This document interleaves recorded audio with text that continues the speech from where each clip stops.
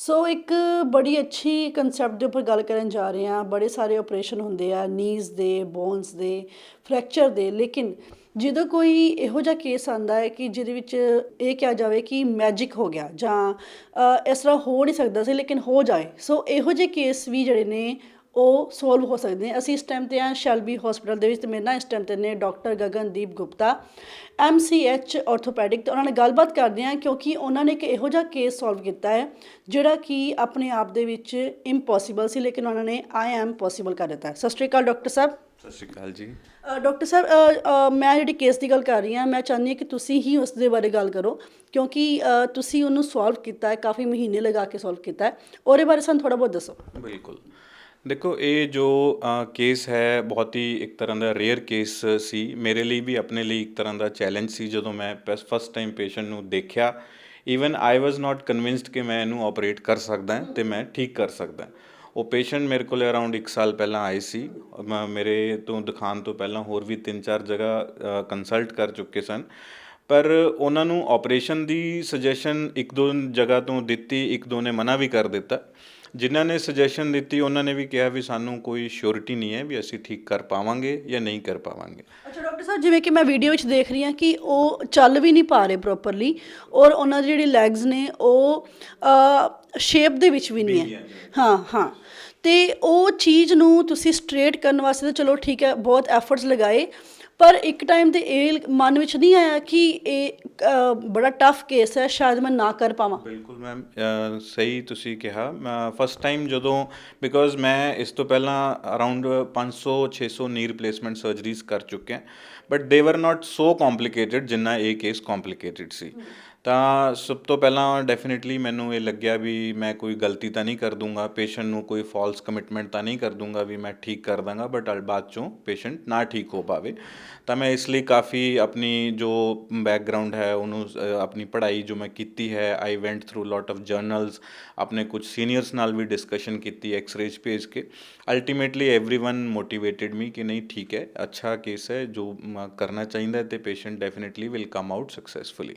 ਫਿਰ ਉਸ ਤੋਂ ਬਾਅਦ ਪੇਸ਼ੈਂਟ ਨੂੰ ਵੀ ਮੇਰੇ 'ਤੇ ਬੜਾ ਫੇਥ ਹੋਇਆ।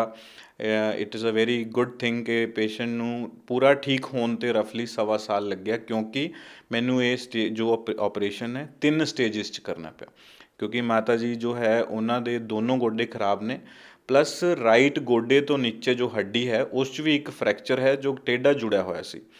ਤਾਂ ਪੇਸ਼ੈਂਟ ਦਾ ਜੋ ਹੀਮੋਗਲੋਬਿਨ ਲੈਵਲ ਹੈ ਉਹ ਕਾਫੀ ਘੱਟ ਸੀ, ਅਰਾਊਂਡ 9.5 ਜਾਂ 10 ਦੇ ਆਸ-ਪਾਸ ਸੀ। ਤਾਂ ਮੈਂ ਉਹਨਾਂ ਨੂੰ ਕਿਹਾ ਵੀ ਅਸੀਂ ਦੋਨੋਂ ਗੋਡਿਆਂ ਦਾ ਇੱਕੋ ਹੀ ਟਾਈਮ 'ਤੇ ਨਹੀਂ ਆਪਰੇਸ਼ਨ ਕਰਾਂਗੇ, ਜੋ ਕਿ ਕਾਫੀ ਮਤਲਬ ਰਿਸਕ ਇਨਵੋਲਵਡ ਹੋ ਸਕਦਾ। ਤਾਂ ਸਭ ਤੋਂ ਪਹਿਲਾਂ ਅਸੀਂ ਲੈਫਟ ਗੋਡੇ ਦਾ ਆਪਰੇਸ਼ਨ ਕੀਤਾ। ਪੇਸ਼ੈਂਟ ਨੂੰ 6 ਮਹੀਨੇ ਅਸੀਂ ਆਬਜ਼ਰਵੇਸ਼ਨ 'ਚ ਰੱਖਿਆ। ਪੇਸ਼ੈਂਟ ਦਾ ਲੈਫਟ ਗੋਡਾ ਜਦੋਂ ਬਿਲਕੁਲ ਠੀਕ ਹੋ ਗਿਆ ਤਾਂ ਰਾਈਟ ਗੋਡੇ ਦੇ ਨੀਚੇ ਜੋ ਹੱਡੀ ਹੈ ਅਸੀਂ ਉਸ ਨੂੰ ਜੋ ਹੈ ਉਸ ਦੀ ਇੱਕ ਆਸਟੀਓਟੋਮੀ ਕਹਿੰਦੇ ਆ, ਉਹਨੂੰ ਅਸੀਂ ਆਪਰੇਟ ਕਰਕੇ ਹੱਡੀ ਨੂੰ ਸਿੱਧਾ ਕੀਤਾ।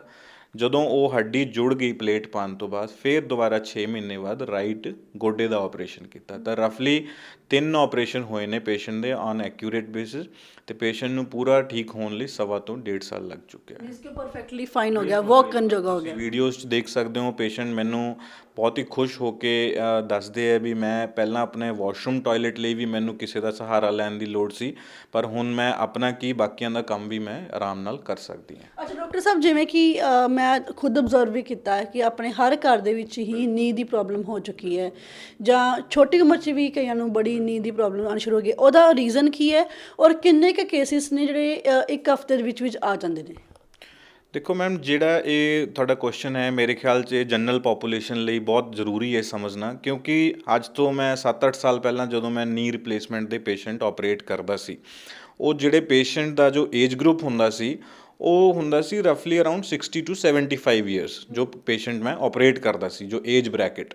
ਪਰ ਹੁਣ ਜੋ ਪਿਛਲੇ 3 ਸਾਲਾਂ ਤੋਂ ਦੇਖ ਰਹੇ ਹਾਂ ਅਸੀਂ, ਉਹ ਜਿਹੜੀ ਬ੍ਰੈਕਟ ਹੈ ਉਹ ਪ੍ਰੀਪੋਨ ਹੋ ਗਈ ਹੈ, ਮਤਲਬ 50 ਤੋਂ 65 ਸਾਲ ਦੇ ਪੇਸ਼ੈਂਟ ਜ਼ਿਆਦਾ ਆ ਰਹੇ ਨੇ। That is completely because of life style, eating habits. ਪੁਰਾਣੇ ਜ਼ਮਾਨੇ 'ਚ ਲੋਕ ਫਿਜ਼ੀਕਲੀ ਐਕਟਿਵ ਹੁੰਦੇ ਸੀ, ਉਹਨਾਂ ਦੇ ਜੋੜ ਵਧੀਆ ਚੱਲਦੇ ਸੀ। ਅੱਜ ਕੱਲ੍ਹ ਹਰ ਚੀਜ਼ ਮਕੈਨੀਕਲ ਹੋ ਗਈ ਹੈ, ਹਰ ਚੀਜ਼ ਮਸ਼ੀਨਰੀ 'ਤੇ ਡਿਪੈਂਡੈਂਟ ਹੋ ਗਈ ਹੈ। ਤਾਂ ਜਦੋਂ ਥੋੜ੍ਹੀ ਜਿਹੀ ਵੀ ਐਕਟੀਵਿਟੀ ਕਰਨੀ ਪੈਂਦੀ ਹੈ, that start causing pain to the patient. ਤਾਂ ਇਸ ਲਈ ਜੋ ਪੇਸ਼ੈਂਟ ਹੈ ਉਸ ਪਲੱਸ ਸੈਕੰਡਲੀ ਅਵੇਅਰਨੈਸ ਵੀ ਹੋ ਗਈ ਹੈ। ਪਹਿਲਾਂ ਲੋਕ ਖਰਾਬ ਗੋਡੇ ਲੈ ਕੇ, ਜਿਵੇਂ ਹੁਣੇ ਮਾਤਾ ਜੀ ਹੈ, this is one example of unawareness, ਕਿ ਪੇਸ਼ੈਂਟ ਨੂੰ ਲੱਗਦਾ ਸੀ ਵੀ ਅਸੀਂ ਠੀਕ ਨਹੀਂ ਹੋ ਸਕਦੇ। ਉਹ ਇਸੇ ਤਰ੍ਹਾਂ ਆਪਣੇ ਹੀ ਸੈਲਫ ਰੀਜ਼ਨਸ ਨਿਕਾਲ ਕੇ ਵੀ ਅਸੀਂ ਤਾਂ ਨਹੀਂ ਠੀਕ ਹੋ ਸਕਦੇ।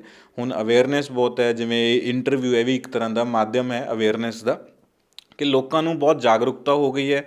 ਖਾਸ ਕਰ ਸਿਟੀ ਦਾ ਪੇਸ਼ੈਂਟ ਹੈ, ਉਹ ਜਦੋਂ ਵੀ ਥੋੜ੍ਹੀ ਜਿਹੀ ਪ੍ਰੋਬਲਮ ਹੁੰਦੀ ਹੈ ਉਹ ਕੰਸਲਟ ਕਰਕੇ ਆਪਣੇ ਉਸ ਲੈਵਲ ਦੇ ਉਸ ਸਟੇਜ 'ਤੇ ਜੋ ਪ੍ਰੀਕੋਸ਼ਨਸ ਜਾਂ ਜੋ ਘਰੇਲੂ ਇਲਾਜ ਚਾਹੀਦੇ ਹੁੰਦੇ ਆ ਉਹ ਕਰਨਾ ਸ਼ੁਰੂ ਕਰਦੇ ਨੇ, ਅਤੇ ਇਸ ਪ੍ਰੋਬਲਮ ਨੂੰ ਪੋਸਟਪੋਨ ਕੀਤਾ ਜਾ ਸਕਦਾ ਹੈ। ਅੱਛਾ ਡਾਕਟਰ ਸਾਹਿਬ, ਜਿਵੇਂ ਕਿ ਆਮ ਹੀ ਆਪਾਂ ਸੁਣਦੇ ਹਾਂ ਆਪਣੇ ਘਰ ਵਿੱਚ ਕਿ ਤੁਰਿਆ ਨਹੀਂ ਜਾ ਰਿਹਾ ਪ੍ਰੋਪਰ, ਹੈ ਨਾ, ਅਤੇ ਅਸੀਂ ਚਾਹਾਂਗੇ ਕਿ ਤੁਸੀਂ ਡੈਮੋ ਦੇ ਥਰੂ ਦੱਸੋ ਕਿ ਅਸਲ 'ਚ ਪ੍ਰੋਬਲਮ ਆਉਂਦੀ ਕਿੱਥੇ ਹੈ। ਕਿ ਜਦੋਂ ਕਹਿੰਦਾ ਕਿ ਮੈਂ ਸੀੜੀਆਂ ਨਹੀਂ ਚੜ੍ਹ ਸਕਦਾ, ਮੈਂ ਚੱਲ ਨਹੀਂ ਸਕਦਾ, ਜਾਂ ਹੁਣ ਤਾਂ ਵੈਸੇ ਯੂਥ ਵੀ ਕਹਿ ਲੱਗ ਪਈ ਹੋਈ ਹੈ ਕਿ ਹਾਂ ਮੈਂ ਜ਼ਿਆਦਾ ਨਹੀਂ ਚੱਲ ਸਕਦਾ, ਕਿ ਮੈਨੂੰ ਪ੍ਰੋਬਲਮ ਆ ਰਹੀ ਹੈ ਨੀਜ਼ ਦੇ ਵਿੱਚ, ਕਿਉਂ ਆ ਰਹੀ ਹੈ, ਅਤੇ ਅਸਲ ਦੇ ਵਿੱਚ ਤੁਸੀਂ ਡੈਮੋ ਥਰੂ ਦੱਸੋ ਕਿ ਕਿਵੇਂ ਉਹ ਪ੍ਰੋਬਲਮ ਸ਼ੁਰੂ ਹੁੰਦੀ ਹੈ। ਦੇਖੋ ਜੋ ਹੁਣ ਜੇ ਡੈਮੋ ਦੀ ਗੱਲ ਕਰੀਏ ਤਾਂ ਇਹ ਦੇਖੋ, ਜੇ ਤੁਸੀਂ ਦੇਖੋ ਤਾਂ ਇਸ 'ਤੇ ਲਿਖਿਆ ਹੋਇਆ ਹੈਲਦੀ ਨੀ, ਹੈਲਦੀ ਨੀ। ਆਪਾਂ ਜਿੰਨੇ ਵੀ ਜਣੇ ਜੇ ਗੱਲ ਕਰੀਏ ਤਾਂ ਇਹ ਜੋ ਜੁਆਇੰਟ ਹੈ ਇਸ ਦੇ ਅੰਦਰ ਇੱਕ ਚੀਜ਼ ਹੁੰਦੀ ਹੈ ਜਿਹਨੂੰ ਅਸੀਂ ਕਾਰਟਿਲੇਜ ਕਹਿੰਦੇ ਹਾਂ, ਅਤੇ ਸਾਡੇ ਕੋਲ ਜੋ ਪੇਸ਼ੈਂਟ ਹੈ ਉਹ ਇੱਕ ਤਰ੍ਹਾਂ ਦੀ ਲੋਕਲ ਕਲੋਕੀਅਲ ਲੈਂਗੁਏਜ 'ਚ ਗਰੀਸ ਕਹਿ ਦਿੰਦੇ ਨੇ। ਜਿਵੇਂ ਮਸ਼ੀਨ ਨੂੰ ਚਲਾਉਣ ਲਈ ਗਰੀਸ ਦੀ ਜ਼ਰੂਰਤ ਹੁੰਦੀ ਹੈ, ਇਸੇ ਤਰ੍ਹਾਂ ਜੋੜਾਂ ਨੂੰ ਚਲਾਉਣ ਲਈ ਕਾਰਟਿਲੇਜ ਦੀ ਜ਼ਰੂਰਤ ਹੁੰਦੀ ਹੈ। ਅੱਛਾ, ਗਰੀਸ ਕੱਟ ਕੇ ਹੁੰਦੀ ਹੈ? ਉਹੀ ਮੈਂ ਦੱਸ ਰਿਹਾ, I will come to that. ਇਹ ਜੋ ਗਰੀਸ ਹੈ ਹਰ ਜੋੜ 'ਚ ਹੁੰਦੀ ਹੈ। ਗੋਡਾ ਜਾਂ ਨੀ ਜੁਆਇੰਟ ਕਿਉਂਕਿ ਵੱਡਾ ਜੋੜ ਹੈ, ਸਰੀਰ ਦਾ ਜ਼ਿਆਦਾ ਵਜ਼ਨ ਲੈਣਾ ਹੁੰਦਾ ਹੈ, ਇਸ ਲਈ ਇਹ ਜ਼ਿਆਦਾ ਹੁੰਦੀ ਹੈ।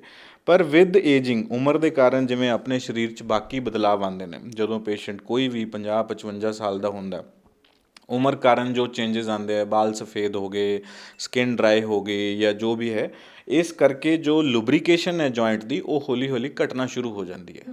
ਸੋ ਬੇਸਿਕਲੀ ਜੇ ਇੱਕ ਵਰਡ 'ਚ ਮੇਰੇ ਤੋਂ ਪੁੱਛਿਆ ਜਾਵੇ ਵੀ ਇਹ ਗੋਡਿਆਂ ਦੀ ਪ੍ਰੋਬਲਮ ਦਾ ਮੇਨ ਰੀਜ਼ਨ ਕੀ ਹੈ, the only single reason is ageing.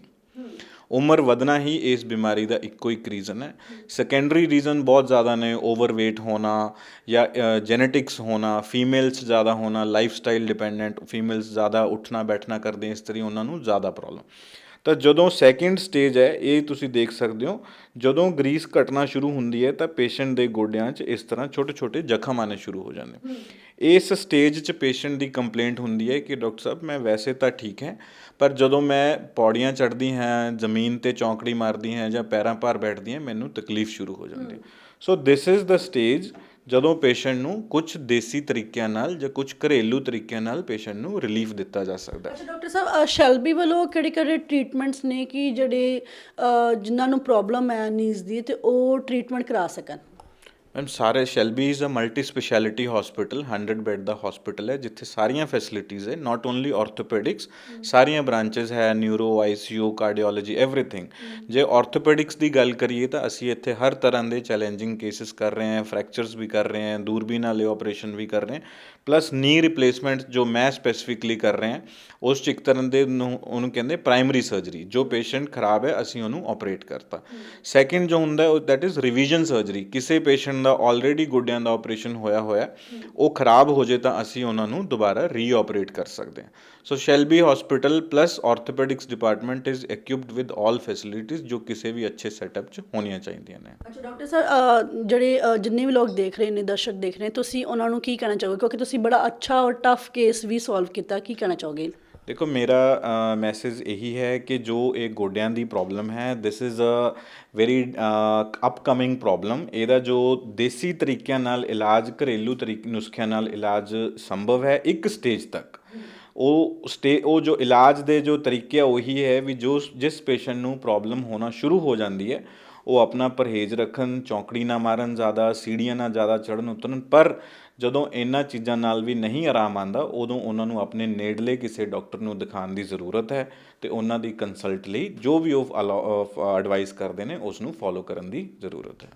Thank you so much. ਸੋ ਸ਼ੈਲਬੀ ਦੇ ਵਿੱਚ ਉਹ ਸਾਰੇ ਟਰੀਟਮੈਂਟਸ ਅਵੇਲੇਬਲ ਨੇ ਜਿਹਦੇ ਨਾਲ ਤੁਸੀਂ ਆਪਣੀ ਜ਼ਿੰਦਗੀ ਨੂੰ ਦੁਬਾਰਾ ਉਸੇ ਰਫਤਾਰ ਦੇ ਨਾਲ ਜੀ ਸਕਦੇ ਹੋ। ਕੈਮਰਾ ਪਰਸਨ ਜੱਸੀ ਦੇ ਨਾਲ ਰਮਪ੍ਰੀਤ ਕੌਰ, PTC ਨਿਊਜ਼, ਚੰਡੀਗੜ੍ਹ।